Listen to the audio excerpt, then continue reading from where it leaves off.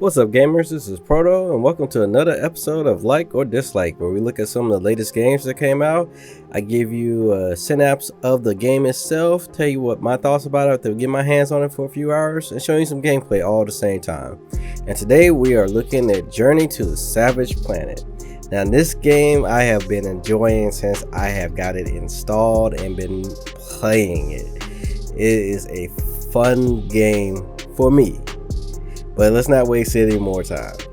Journey to the Savage Planet is a first-person platform action-adventure survival game that does not take itself serious at all. You're tasked with exploring a planet to see if it can sustain life for humanity, but when you arrive, you realize you wasn't the first one there, so now you have to find out why this alien race came there while you explore and survive this crazy world. You can play this game solo or on couch co-op with another person. The controls aren't hard to learn, with you having a pistol as your main weapon and using items from the world to fight and get around. Now you can craft everything you need from the world around you and can upgrade your equipment and weapon by exploring, researching, and gathering materials. Now if you die, you have to go back to your body to collect everything you've gathered till you can store it back at your ship. Your AI is your main companion, and she does not care about you making jokes, critiquing on everything you do. She actually throws in a couple of good jokes here and there, so don't be surprised you'll be laughing yourself. The owner of the company that you're working for is no better than the AI. With you listening to his pre-recorded videos for you and the 80s style commercials that you get from Earth when you come back to the ship from time to time, you seriously be sitting up there and like, how did they come up with these crazy, stupid little commercials? You can watch them again if you want to play them back just to watch them again. It's just, each one is just, to me, crazier than the last one. It's definitely a good laugh. Probably the first couple times you watch them, you're just going to be laughing. Now, be prepared for some decent level puzzles, platforming, and some boss fights. Now, they're not extremely hard, but you will have to do some thinking. Of course, with any of the boss fights, you have to find out their weaknesses. Your AI might give you a couple of hints here and there, but once you figure out their weaknesses, find out their patterns, they'll be good. The puzzles, some can be a little bit more difficult than others. Some of them you might have to take a break and come back to. Some of the puzzles you might not be able to solve until you get certain equipment, so keep that in mind. Now, this world is bright and beautiful with its colors. So if you have a 4K TV or a nice monitor, you can really see the beauty of this game. Graphics wise, it's very nice, and the only frame drop I saw was floating creatures in the distance. But once you get close to them, and I'm not gonna say really close, once you just start taking a couple steps close towards them, they go back into a normal mode. But that's the only time I saw frames dropping.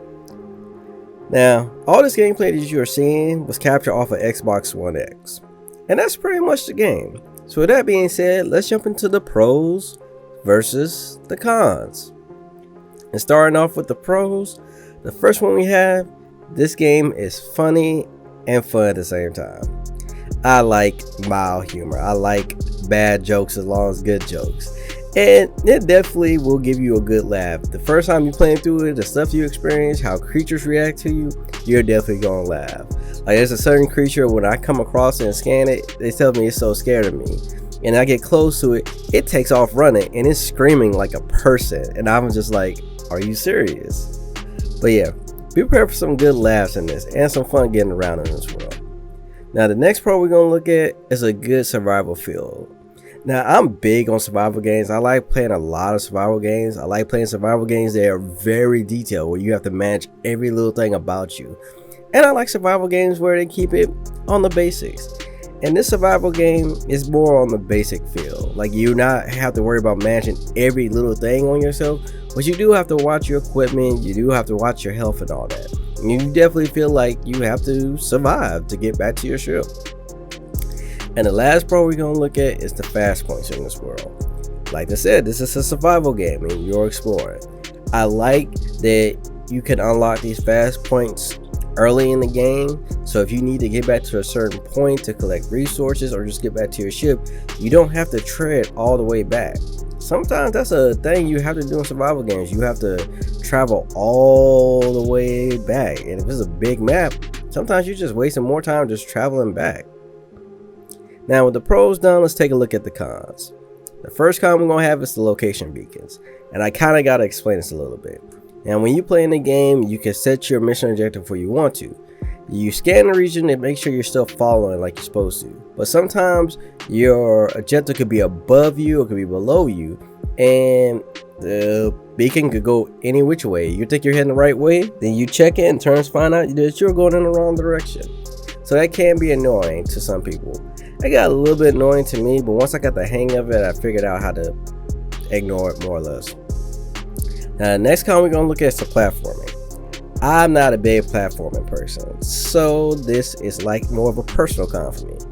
Now, the platforming is unique where you can actually, in some cases, make your own ways to get up using the platforming, but I can tell you, with one of the boss fights, you will be doing some platforming in it, and if you don't like it, it's going to be an annoying boss fight. If you're not big on platforming in general, it will get annoying because you will have to do some platforming here and there, but it can be solid, but it does get annoying and tedious.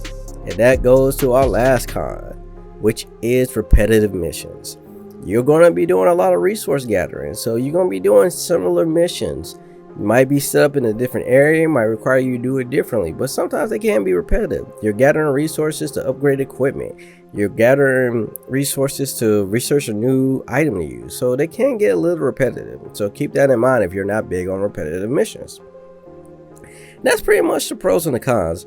Overall, I am loving this game. I'm definitely enjoying every bit of it.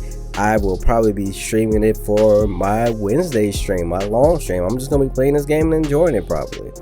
But I'm overall loving it. Like I said, I'm a big survival person with games. And I like good, mild, crazy humor. So I'm getting the best of all the worlds. So if you're into something simple that you can get into, have fun, have some laughs and jokes, definitely check it out. If you got a friend, you guys like working together in games, definitely check this out. But that's just my thoughts. Let me know how you guys feel in the comments below.